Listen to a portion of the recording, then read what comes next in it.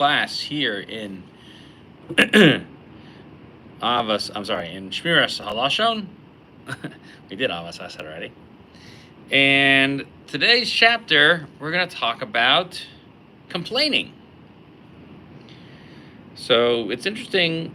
It's interesting thought how complaining contributes to lashon hara. I called it complaining hara in today's announcement of the class. So how does this work? What contributes to my lashon hara with complaining? So we were talking about things in the previous chapter that contribute to having an unnatural bend towards saying bad things. Okay, we talked about things that that would contribute to it and how you can stay away from it, like staying away, like a doctor keeps somebody away from sickness, or how people would advise against exposing ourselves to some type of illness. So we're continuing on that discussion now. And so the next thing that contributes to one's being accustomed to say lashon hara is based on one's own common natia, their own leaning towards complaining. Basically, what they do is they constantly, the Chafetz Chaim says this here, this is the person who constantly, it is their way, and it is their rule to constantly wail and to raise a fuss and to think of other complaints about things that other people do to them on a regular basis, things that they've done, things that they've said, and even though the other person is kind of going around their own business without doing this wantonly and not trying to do anything malicious to that person, but the one who says that their friend is doing things, they're basically saying they're guilty of something like this, as opposed to being innocent of some type of transgression against them. And every little mistake that another person does, they think that it was meant to be done intentionally, and they accuse them of that behavior, and they themselves invent their own hatred of the other person. Because it says in Devarim, it says that they went ahead and complained. I don't know, I'm sneezing so much all of a sudden. It says in Devarim, at the beginning, Moshe says, what was the great issue against the Holy One, blessed be He? So it's in Devarim 1:27, and you were complaining and saying, there must be that Hashem hates us, that He took us out of Egypt. So that's the complaint that we have over here. That's another one of the complaints. And this terrible behavior pattern, the complaining one, it won't save you from lashon hara. In fact, that's the opposite. Because everything that your friend does or says is going to appear to you that it's being directed against you. Right, complaining is contagious like a virus, rather lonely, trying to stay away from it all. Yes, it is. So a person who wants to be saved from this terrible behavior pattern, they should consider the following things. The evil of this behavior is based on an even more terrible thing, which is one you have to save yourself from. So let's talk about that. Because basically what you're doing is you're violating the Torah commandment of Ahavta l'reacha kamecha. Love your friend, okay? Like yourself. And it exposes you, being this complaining person, it exposes you to be wantonly hateful. We call that sinas chinam. Know those words. That's an important set of words to know. Sinas chinam. When the Torah says, Lo sisnas achicha b'levecha, hate not your friend. in your heart. And what you're doing is contributing, and that behavior itself contributed to the destruction of the temple.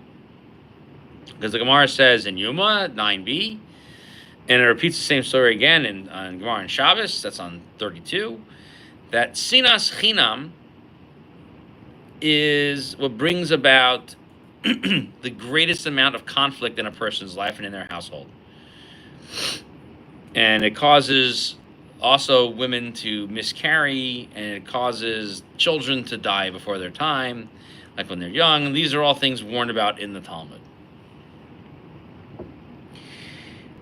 And someone who violates this, again, is also violating the following verse. It says in Vayikra, in Leviticus 19:15, you should judge everybody righteously.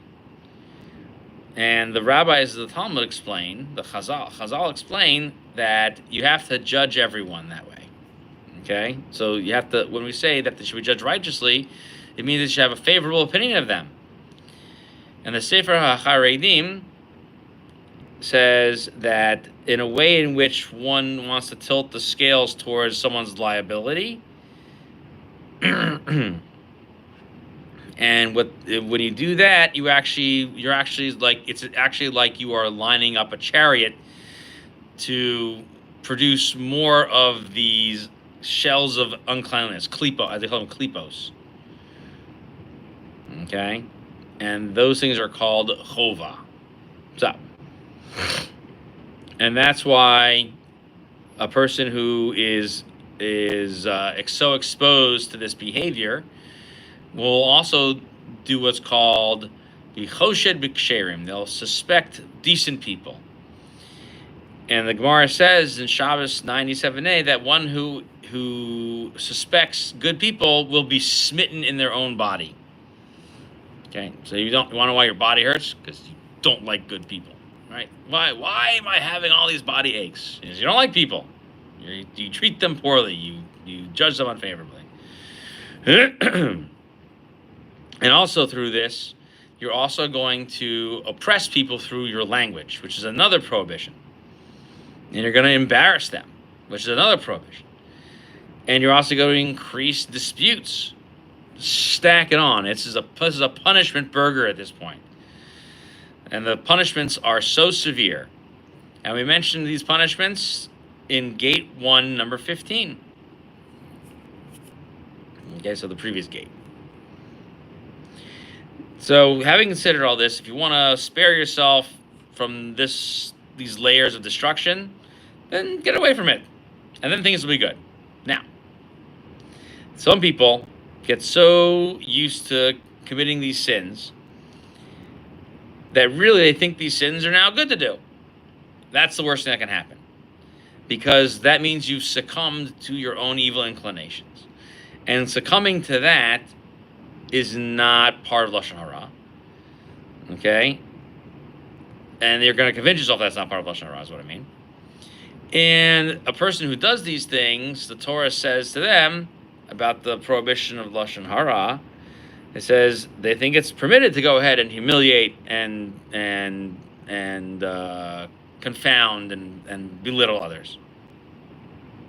And they'll find reasons for this. But the truth is, most people are tripped up to speak Lashon Hara for this very reason, with their inadequate knowledge of this behavior, of this trait. And there's no way to escape it. There's no advice to escape it until you learn how to see how much Lashon Hara affects different things in the world. And you know the laws clearly. And how deep in the depth that your behavior is causing tumultuousness in the world around you. And these are all discussed in the book Chafetz Chaim, section 1, rules 4 and 5. So, to understand this section, we should go learn that section too. I digress. Now, the best advice he says that you can give is not about Lashon Hara. Excuse me. It's not about the lashon hara itself. It's that in every single mitzvah where you're struggling to complete it, and it seems like there's a repetitive form of struggling with a certain mitzvah, that really the Yetzer Hara says to you, you know what? I've got a hold of you in this. And it's not a new struggle, because it's part of the way in which a person in general uses their own memories. Because we have a mitzvah where we're commanded to remember things. And we're commanded in the Parsha of Tzitzis to remember the mitzvos. So it says in Bamidbar, right, in Numbers 15:40, it says you will see the Tzitzis strings and you will remember the mitzvos, and then you will do them. And Rashi says there that the recollection is what brings you to completion, meaning that you will remember to do this thing, and then you'll execute. So wearing tzitzis improves your execution of good things. And with one's ability to look deeply into the matters, you will also see on numerous occasions that doing this thing correctly is predicated on reminding yourself that there's something to do, that's doing the right thing, and to remove these traits that want to pull you in the direction of doing the wrong thing. Okay? And so, basically, he quotes in there, finally, from the Midrash Rabbah, in Parshas Naso, to say that if a person engages in their words, okay, if you engage in the words of the rabbis, I should say, then Hashem will take the Yetzer Hara and pluck it away from you. And we find here a plausible path forward when it comes to dealing with guarding our tongue. Even if you're already used to doing a certain thing another way. God forbid that you're doing the bad thing, but you find yourself struggling with it and want to do the wrong thing. Even if it's so bad that you don't even know you're doing the wrong thing. And nonetheless, don't give up. And you should learn the right thing to do.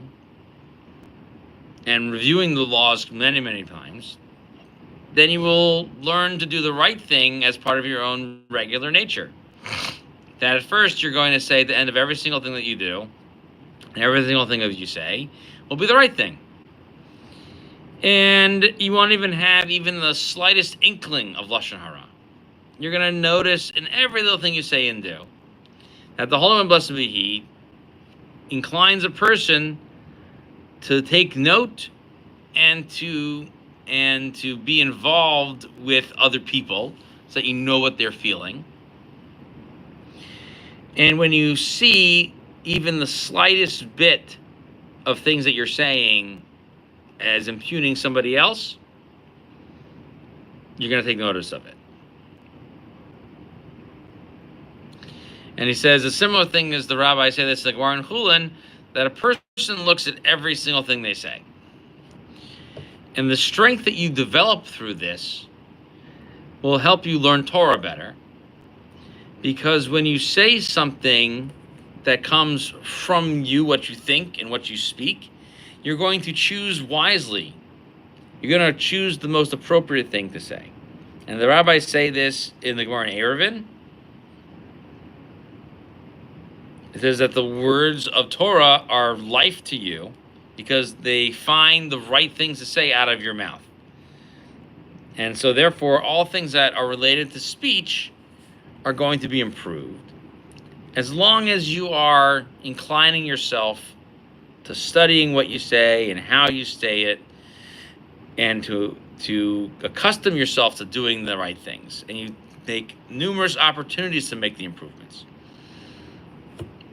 But it won't go right if you don't take it to heart what's being said. And if you aren't taking part in it, it's just that part of you that you're now working on is going to get weaker. And so therefore, do what we suggest, which is take heed, take notice, look at what you say, study what you say, and think about what you're saying before you speak it. And through this, you're going to become more aware and more self-aware. He doesn't say that, but he says more aware, but you'll be self-aware of what it is that you're saying. You will better empathize with the words that come out of your mouth. And therefore, what you're saying will be more appropriate. So in general, Chofetz Chaim continues, in general, a person will consider the following, or he'll understand the following, that if he doesn't really understand the halacha very well, then it's not that something isn't Lashon Hara, or that it's not a tail-bearing thing, or that you're not introducing strife. So if you were aware of what you're saying could do that, you won't say it. Even if your Yetzer is compelling you to say such things, and saying there's some type of mitzvah in doing that a person from refraining from do it will merit the world to come. If you can't say something nice, don't say something at all. Yeah, it's true. True. It's basically what it comes down to. So nonetheless, a person should not listen to that inclination, because by avoiding it, you're certainly going to save yourself from the heavenly judgment that comes as a result of committing these treacherous crimes, speaking of Lashon Hara, through the complaining.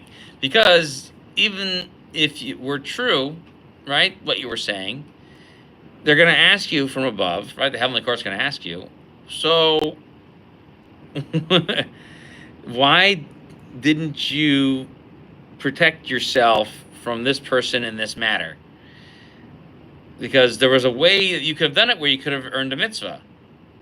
You could say, I wasn't sure, and I thought that maybe I should do nothing. However, if I say something bad about him, or I instigate some type of dispute against him, then that's only because of my doubt of one case or another. And then what's going to happen is that the evil inclination will convince that there is some type of mitzvah to do this. And then what should you do after that fact? So if it should develop that there was some Lashon Hara in it, or some type of machlokes, you could you not tell that this comes as a result of the Yetzer Hara? And what are you going to recite? What are you going to repeat about this? So a person could say something like this, which is that if you weren't sure what to say, then you should not have spoken at all. Literally what we just said a second ago. Side note, the author adds here, he says, you could explain the following verse this way. This verse is in Mishlei 21:23. Says, someone who guards their mouth and their tongue also guards themselves from their own person from turbulence. Which is to say, apparently, that you're going to get great reward in the afterlife for this, because we say that also in Tehillim, that who we've said this like a few times already in this own book. Who is the one who relishes life? Because we're talking about the eternal world. And the commentators hit it. But the truth is that I have another explanation based on what we're saying over here, which is that a person who keeps themselves from saying bad things, and they make this effort now, even in a place where they weren't sure they were saying something bad, and maybe something that they say could come true, and they think that's a good thing to say, nonetheless, they're going to keep themselves from saying it because they're not sure. Okay? And in such a case, the commentators say the following, that nonetheless they should be saved from these situations, and they'll be saved from the penalties of Gehinnom, and which is not the case if they did the opposite, that if they were looking to or hoping to enter into Gan Eden, right, through these type of behaviors, they're gonna instead find themselves on the path to Gehinnom, and that would kind of then you would learn at that point that the decision you made was not a good one. I like the way he says that. Now back to our regularly scheduled programming. We'll wrap up the chapter by saying the following. So we have been up until this point elaborating on the acronym of Kol Gehinnom, right? And these are the 7 things. Sorry. Yeah, 7 things. Sorry, I was right. Okay, I got the trip threw me off at how many things that were there. These 7 things are all bad behaviors. And through them and through committing them on a regular basis, the person will basically entrench themselves in the prohibition of Lashon Hara. And therefore, a person who wishes to heal their soul from this terrible illness should accustom themselves for a long time to check themselves out and see all these different behaviors that cause them to feel this way, and root them out of themselves, and then they can begin to the healing process slowly by doing the good stuff. And we have already mentioned what those good things are. Okay. And we'll talk about. There's a couple more sections in here in discernment, and we will be on the last one before we will move into the gate of Torah. So we have one more before we finish this gate of discernment. So thank you for joining me today. Look forward to learning with you next time. Next week, same time, same channel. Have a great day.